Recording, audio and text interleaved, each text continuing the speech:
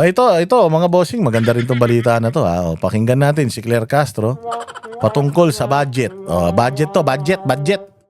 Kahapon po pinagpaliban ng Senado yung pag-BICAM sa 2026 budget dahil po sa issue with the DPWH, and hopefully nga ngayon matuloy na po, no? But the House contingent said they are optimistic na hindi pa rin po mauuwi sa reenacted budget. With all these budget concerns, how confident is Malacanang na hindi po mauuwi nga sa isang reenacted budget yung 2026?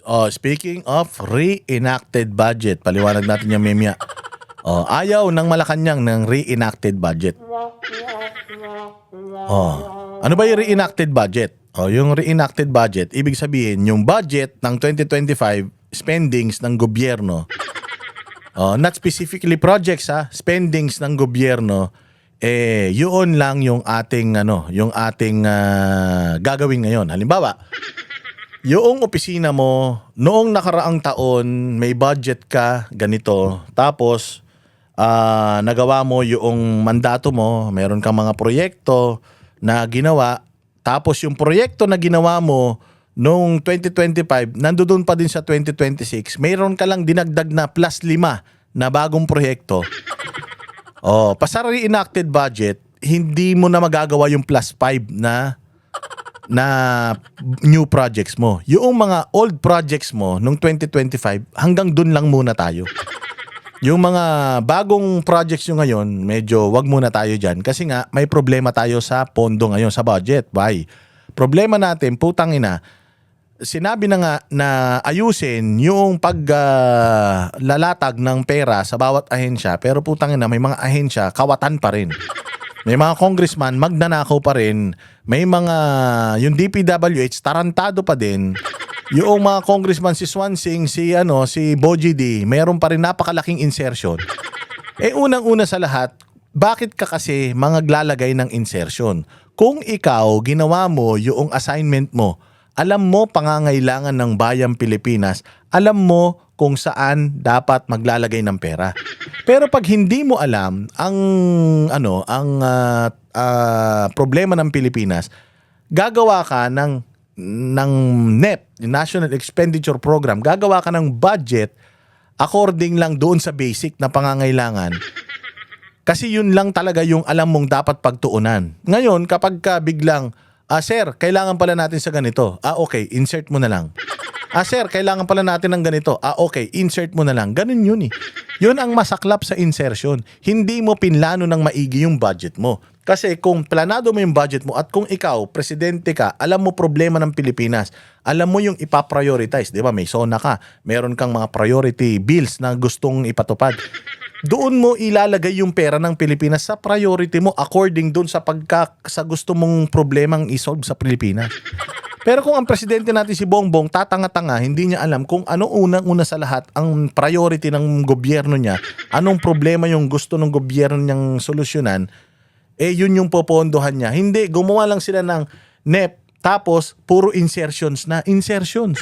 Minsan nga yung insertions, nagiging source of corruption eh. Kasi dahil nga hindi siya nakalista doon sa National Expenditure Program, kasi yung NEP, yun yung normal na babudgetan ng Pilipinas, naglalagay sila ng insertion sa mga panggap nila na mga kailangan ng mga Pilipino, pero hindi. Puta, komisyon talaga yun para sa kanila. Oo. Yan ang problema. So ngayon, dahil nga nakita nila, putya, itong DPWH, tarantado. Sinabi ng DPWH, kaltasan yung mga materyales.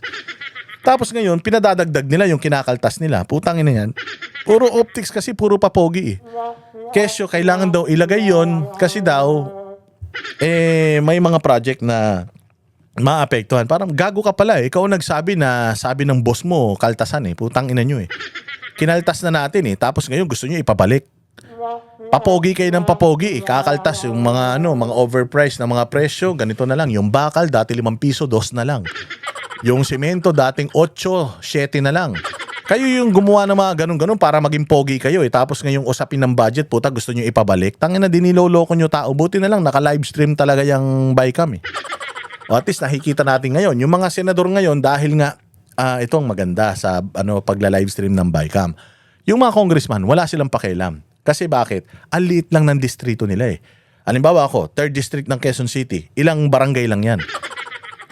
Para manalo ako dyan, maglalagay ako ng napakaraming mukha ko sa waiting shed. Yung mga leaders ng bawat barangay, magbibigay lang ako ng mga gamot na talagang sagot naman ng gobyerno ng gamot, yung mga maintenance sa matatanda, ganyan. Tapos magpapaliga lang ako ng basketball, mananalo na ako. Maliit lang yung constituency ko maliit lang yung boto ko. So wala akong pakialam. Wala akong pakialam sa Mindanao, Visayas, wala akong paki dyan. Kasi hindi yan ang boboto sa akin Basta pogi ako sa distrito ko, mananalo ako. So, kung kurakot ako, basta masaya distrito ko, wala akong pakialam kung galit sa akin yung ibang mga politiko. Kasi ang maganda dito sa mga senador, pag nandiyan, putyang ina, buong Pilipinas ang constituency nila. Okay, so ayaw nila na, na yung pangalan nila madrag doon sa budget na korap. Tinan mo, si Jinggoy umalis sa BICAM. Bakit? Kasi nga, putang inang yan, alam niya, korap yung gobyerno natin na yung pangalan niya being voted, being ang constituency mo buong Pilipinas, pagka yung pangalan mo nadikit sa sa corruption, wala na. Sira ka na sa buong Pilipinas. Yun yung iniiwasan. Kaya ngayon, ang tatapang ng mga senador natin, hindi pinapalusot yung mga kabulastugan ng Congress. Kasi itong DPWH nang hihingi ng padrino sa Congress para i-release yung budget na kailangan nila, yung Senado hinaharang. Hinaharang ng Senado kasi alam ng mga senador, buong Pilipinas nakabantay sa corruption. At kapag ka sa 2026 magkakaroon na naman ng corruption, walang pakialam yung Congress kung masira yung mga tao nila kasi nga maliit lang yung boto na kailangan nila para manalo. Pero ang mga senador, pag na-drag yung pangalan nila sa corrupt na budget, ang hirap makarecover kasi you have to convince the whole Philippines na hindi ikaw ang may kasalanan So ang gusto ng mga senador ngayon, dahil labo-labo yung putang inang DPWH na to, si Vince Dizon na tarantado, reenacted budget, putya, yung 2025 ang gamitin natin. Alam po ng lahat tayo, pati po ang Kongreso, ayaw po ng Pangulo ng isang reenacted budget. Ayaw ni Marcos ng reenacted, ayaw ng Kongreso ng reenacted kasi nga marami silang insertions. Si Bongbong may mga insertions yan, mangungumisyon pa din ang putang ina niyan kaya ayaw niya ng reenacted. Bakit? Yung mga bagong projects hindi mapopondohan sa isang reenacted budget. Yun. At hindi ka basta-basta pwedeng magpasok ng insertion ng hindi approved ng BICAM, which is ng Senate at ng Congress. Hindi lulusot. So, yung mga projects na lalagyan na insertions nila para sa mga projects sa 2026, putya yan, kailangan mag-push yun. So, kung reenacted, hindi magpupush yung mga insertions nila. Putang ina, yung insertions, pag nanakaw yan kaya nga sabi ng mga senador, dapat reenacted. Ayaw ng Congress, ayaw ng presidente. Alam mo kung bakit? Kasi magnanakaw yung mga yan Magnanakaw si Bongbong, yung bagong pagnanakaw niya sa 2026, hindi niya makukubra. Kasi nga, walang bagong project sa 2026, therefore, walang insertion. Kasi kung ano lang yung nakalagay sa NEP ng 2025, yun lang ang gagastusin ng gobyerno ngayon.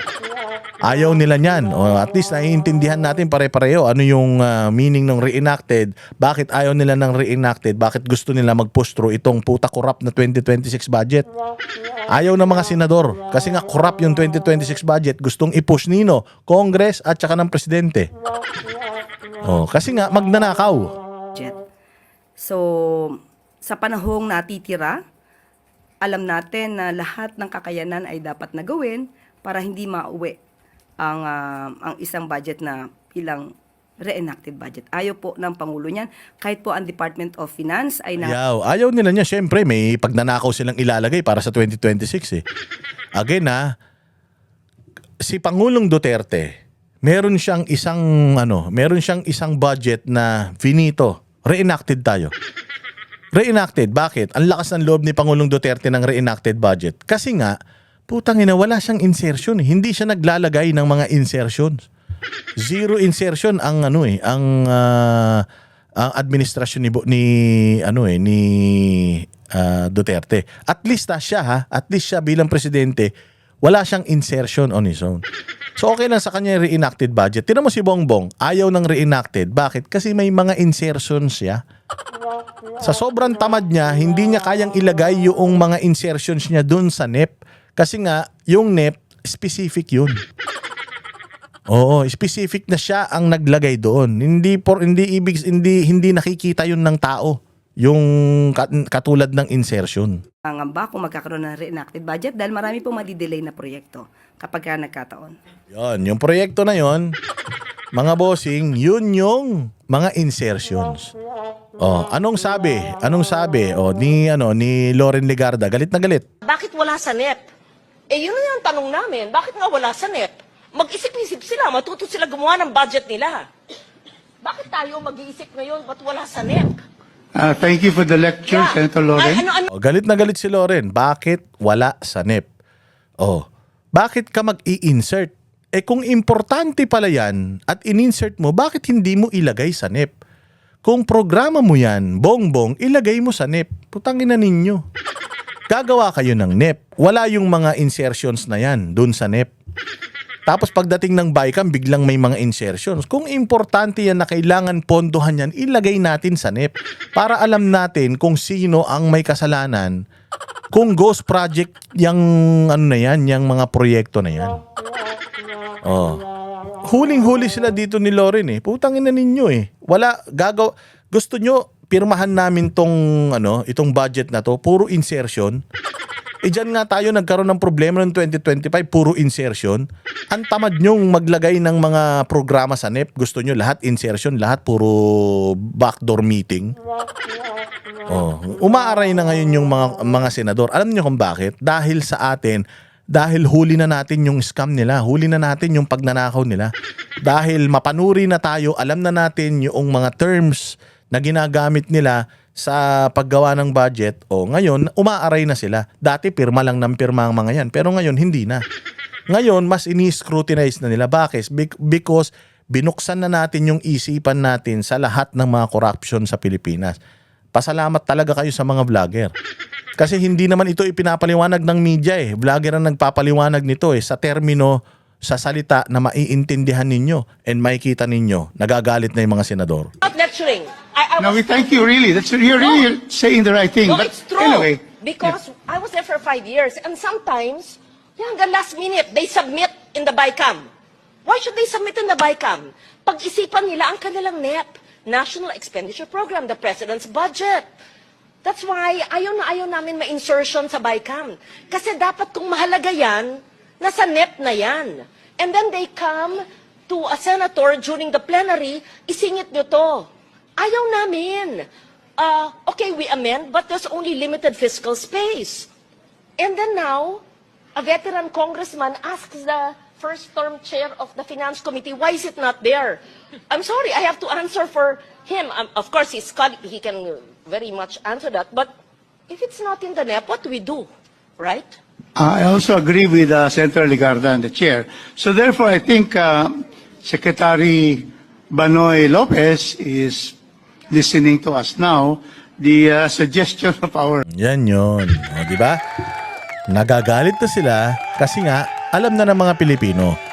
Bukas na mata ng mga Pilipino patungkol sa pagnanakaw sa Pilipinas. Kaya ayan, tatalo-talo na sila. Ang gusto ng Senado ngayon, reenacted budget. Ang gusto ng Senado, back to tayo, corrupt itong 2026, reenacted tayo. Pero tingnan ninyo, Congress and President, wag, push natin yung budget ngayon. Bakit? Ang dami pa rin nilang insertion. So wala, putang ina. Pagnanakaw pa rin ang inaatupag. Yan ang panatero, walang inuurungan.